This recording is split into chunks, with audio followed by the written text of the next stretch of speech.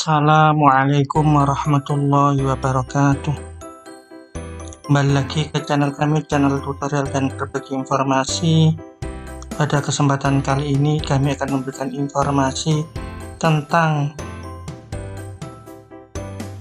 peserta seleksi akademik PPG 2022. Wajib tahu, penting.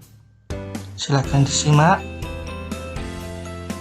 Informasi ini penting buat teman-teman yang mau pretest atau seleksi akademik PPG 2022.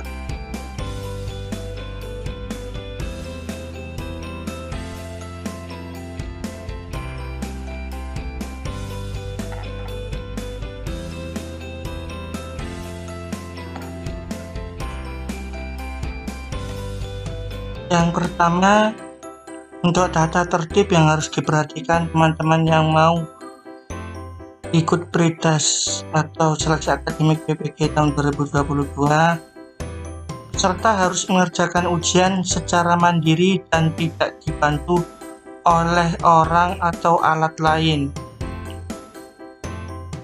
2. Selama mengerjakan ujian, peserta menghadap ke layar monitor dengan menampakkan 100% wajah pada laptop. Nanti saya beritahu posisi yang benar. 3. HP yang digunakan untuk Zoom disetting posisi hening atau senyap untuk panggilan telepon dan unmute untuk Zoom. 4. Peserta dilarang mendokumentasikan dan menyebarluaskan soal seleksi berbasis domisili dalam bentuk apapun. 5. Peserta dilarang melakukan kegiatan lain yang tidak berhubungan dengan pelaksanaan uji daring berbasis domisili selama pelaksanaan seleksi akademik calon mahasiswa PPG Darjab. Data tertib selanjutnya, peserta dilarang meninggalkan tempat duduk yang terpantau oleh kamera HP. Selanjutnya, peserta dilarang pergi ke toilet selama ujian berlangsung. Silakan dilakukan sebelum dan atau setelah ujian. Selanjutnya, peserta dilarang makan dan atau merokok pada saat mengerjakan ujian. Peserta diperbolehkan minum air putih dari botol transparan atau minum obat pada saat mengerjakan ujian. Silakan disiapkan terlebih dahulu.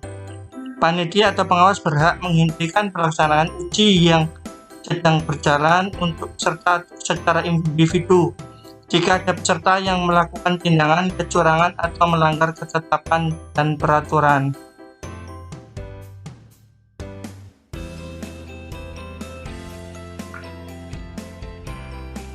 Untuk pelanggaran sanksinya,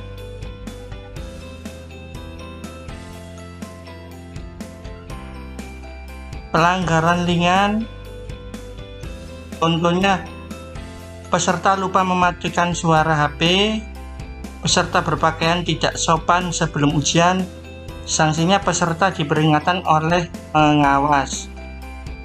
Untuk pelanggaran sedang, contoh, peserta terlambat masuk di ruang Zoom saat uji mulai atau sudah login. Peserta tidak memasang program atau aplikasi ujian. Peserta meninggalkan ruang ujian sebelum waktu selesai. Sanksinya untuk pelanggaran sedang ini, peserta dibatalkan pada sesi tersebut dan dinyatakan tidak lulus. Selanjutnya untuk pelanggaran berat, contohnya peserta menyimpan dan atau menyebarluaskan sebagian atau seluruh soal. Sanksinya peserta dinyatakan tidak lulus dan didiskualifikasi sebagai peserta uji dalam proses hukum atau dapat diproses hukum sesuai dengan pelanggaran yang dilakukan.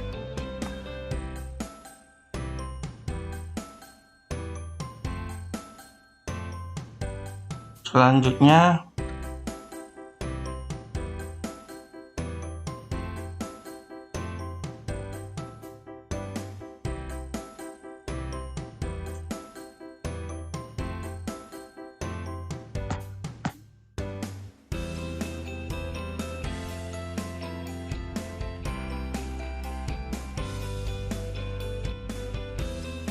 Selanjutnya,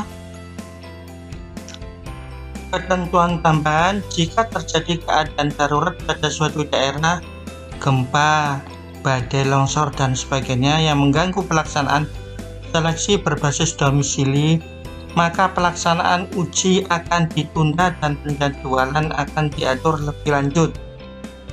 Jika terjadi gangguan pada server ujian, panitia akan menginformasikan keadaan tersebut kepada peserta ujian dan menghentikan pelaksanaan ujian selama maksimal 60 menit. Jika dalam 60 menit masalah tersebut tidak dapat diatasi, pelaksanaan ujian akan ditunda dan proses selanjutnya akan diinformasikan melalui pengumuman lewat media WA Group. Jika terjadi putus koneksi pada laptop dan atau HP peserta pada saat ujian berlangsung, serta diberi kesempatan untuk mengatasi masalah tersebut dalam waktu maksimal 10 menit. Selebihnya peserta tidak diperbolehkan melanjutkan ujian. Untuk ketentuan selanjutnya ini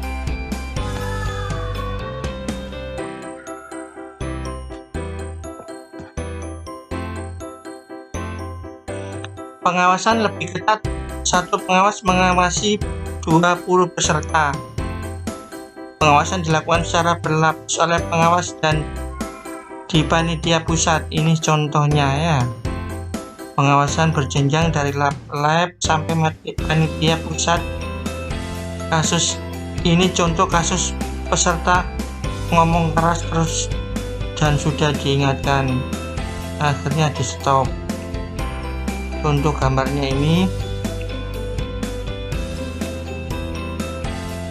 Selanjutnya, ini contohnya ujian seleksi tidak boleh diwakilkan. Sebelum ujian peserta mengupload foto terkini. Jadi nanti bisa jadi di WA Group dimintai foto terbaru. Seharusnya terus karena ini fotonya A diganti B, seharusnya yang ikut ujian sesuai dengan foto terbaru, maka ini tidak diperbolehkan. Selanjutnya, peserta tidak boleh menfoto soal seperti ini, langsung di stop oleh panitia melalui Zoom-nya.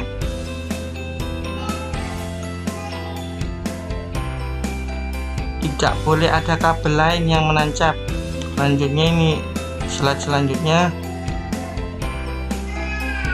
Nah, ini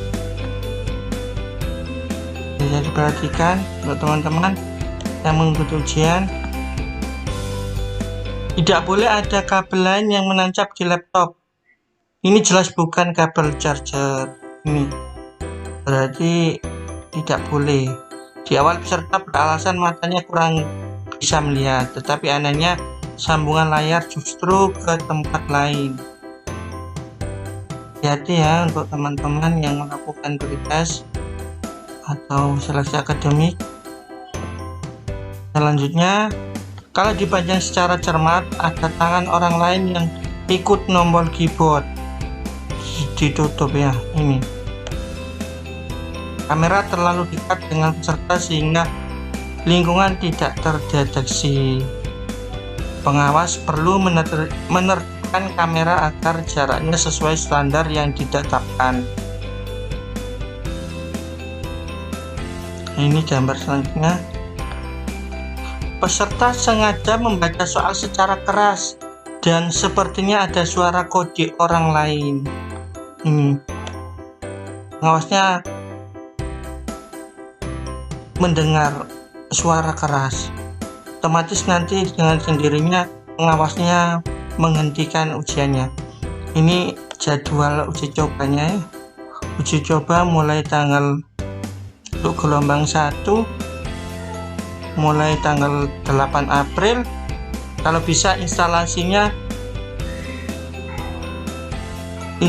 web browsernya sudah selesai sejak tanggal 8 April, sebelum tanggal 8 April, karena tanggal 8 April sudah uji coba. Saya rasa informasi saya sampaikan cukup. Apabila bermanfaat, silakan like, subscribe, dan bagikan link YouTube saya ke temannya yang lain agar lebih bermanfaat dan YouTube saya bisa berkembang. Akhirul kalam, assalamualaikum warahmatullahi wabarakatuh.